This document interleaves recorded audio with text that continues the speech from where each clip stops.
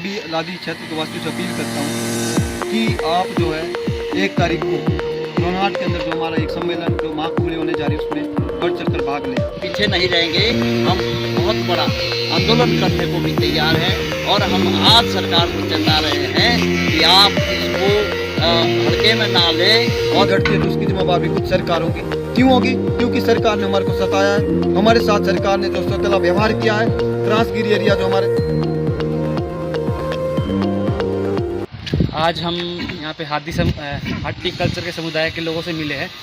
तो इन्होंने एक आंदोलन चलाया हुआ है कि जो इस क्षेत्र को है जनजातीय क्षेत्र में घोषित किया जाए, क्योंकि जो इसके साथ का जो एरिया जुड़ा हुआ है उसे 1967 के अंदर जनजातीय क्षेत्र में घोषित किया गया है। क्योंकि जो ये एरिया उससे जुड़ा हुआ है ये भी उसी तर्ज पे बैकवर्ड एरिया माना जाता है। तो सरकार ने जो सेंटर ने जो डिसाइड किए क्राइटेरिया डिसाइड किए है, जो एक बैकवर्ड एरिया के लिए जो क्राइटेरिया डिसाइड किए वो सारे क्राइटेरिया हुआ है ये एरिया फुलफिल करता है। जो इकोनॉमिकली और आपका कल्चर के तौर पर बिल्कुल पिछड़ा हुआ एरिया माना जाता है। तो इनसे हम बात करेंगे कि इनकी जो आंदोलन है वो क्या है और इनकी जो डिमांड है वो क्या है। तो आइए हम यहाँ के अंदर राजूराम शास्त्री सर है, तो इनसे बात करेंगे। सर आपकी क्या डिमांड है? हमारी डिमांड तो जनजातीय क्षेत्र घोषित करने की है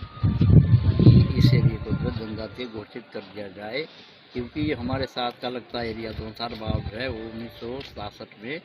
जनजातीय घोषित हो गया है और हम भी चाहते हैं कि उसी तर्ज पर इस एरिया को भी जनजातीय घोषित किया जाए। और ये मांग जो हमारी बहुत पहले से चल रही है। हमारे इस क्षेत्र के जो कर्मचारी नेता थे पहले, प्रोफेसर अमर सिंह चौहान, डॉक्टर ध्रुव कुमार जी और जोगीराम जी, बहुत सारे जो हमारे प्रबुद्ध लोग थे, उन्होंने इसके लिए बहुत ज़्यादा प्रयास किए, लेकिन अभी तक जो है हमारे जो नेता है वो आप मिचोनी का खेल खेलते रहे और हमको गुमराह करते रहे। अभी जब चुनाव हुआ था पीछे, तो राजनाथ सिंह जी जो है हिमाचल के दौरे पर थे, जब वो नाहन में आए तो उन्होंने आश्वासन दिया था कि भाई अगर आप जो है शिमला सीट को विजयी, हमारे सांसद को विजयी बनाते हैं तो हम आपके जनजातीय क्षेत्र को घोषित कर देंगे। लेकिन जीतने के बाद अब उनकी कोई प्रक्रिया नहीं आई। जब हम जो है दिल्ली में तत्कालीन जो प्रधानमंत्री थे डॉक्टर मनमोहन सिंह जी, उनसे भी मिले थे, उन्होंने जो है हिमाचल सरकार को एक पत्र लिखा था और जिसमें उन्होंने एक नोडल एजेंसी भी बनाई थी जिसकी अध्यक्षता जिसकी चेयरपर्सन जो है अर्पणा नेगी को बनाया गया था, जो ठाकुर सेन नेगी की पोत्री थी। और उनको जो है कहा गया था कि भाई आप जल्दी ये रिपोर्ट जो है भारत सरकार को भेजें, लेकिन उन्होंने थोड़ी उसमें विलम्ब कर दी थी उसमें रिपोर्ट में। लेकिन उसके पश्चात जो है गवर्नमेंट जो है वीरभद्र जी की बनी और वीरभद्र सिंह जी से जब हम मिले, उनको जो है हमने अपनी मांग बताई तो उन्होंने जो है कहा कि भाई 1 महीने के अंदर जो है ये रिपोर्ट जो है मुझे चाहिए ताकि हम भारत सरकार को भेज सके। और 1 महीने के अंदर वो रिपोर्ट बन करके तैयार हुई और दिल्ली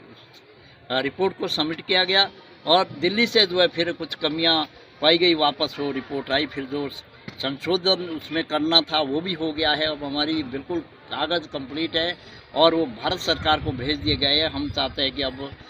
ये जो है जल्दी सरकार जो है इसकी घोषणा करनी चाहिए। अगर ये घोषणा नहीं होती है तो हम एक आने वाले समय में एक बहुत बड़ा आंदोलन जो है यानी हमारा जो ट्रांसगिरी एरिया है जो सतौन से लेकर जो है रासू मंदिर तक आता है, तो हम जो एक बहुत बड़ा आंदोलन यहाँ करने जाए। जो 3 लाख हमारे मतदाता है वो बिल्कुल तैयार है इस बात के लिए कि भाई हमारी सरकारों ने जो हमारे साथ आँख मिचोनी का खेल खेला है, हम इससे जो है हम पीछे नहीं रहेंगे। हम बहुत बड़ा आंदोलन करने को भी तैयार है और हम आज सरकार को चेता रहे हैं कि आप इसको हल्के में ना लें और जब हमारा हक है तो उस हक को हमको दिया जाए, वरना हम बहुत बड़ा आंदोलन इसके विषय में करेंगे। अभी हमारा जो है 1 तारीख को सिर्फ 15 पंचायतों का यहाँ पर एक खुमड़ी है जिसको जो महापंचायत में भी हम जो है उसको कर सकते हैं आगे, क्योंकि आगे पूरे क्षेत्र में जो एक बहुत बड़ी खुमड़ी होगी और इस मांग को जो है प्राथमिकता के तौर पर रखा जाएगा। तो ये बात जो है हम आपको बताना चाहते हैं। तो सर ने यहाँ पे अपनी डिमांड है वो विस्तार रूप से समझाई है। तो आगे की रणनीति हम जो है अभय धामटा जी से लेंगे कि इनकी आगे की रणनीति क्या है, क्योंकि एक कार्यकारिणी अध्यक्ष जो है इस कमेटी के अंदर है। तो अभय धामटा जी, ये जो अभी हमारा एक जनजाति क्षेत्र का जो मुद्दा चला हुआ है यहाँ पे, इसके लिए रणनीति क्या है, इसमें मैं थोड़ी विस्तार से बात इसलिए बताना चाहता हूँ क्योंकि जो हमारी रणनीति रहेगी उसके तहत हम जो है पूरे लादी का भी, हमारा लादी से हम शुरुआत कर रहे हैं। ये लादी का जो सेंटर पॉइंट रोनाट है और लादी के अंदर हमारी 15 पंचायतें आती है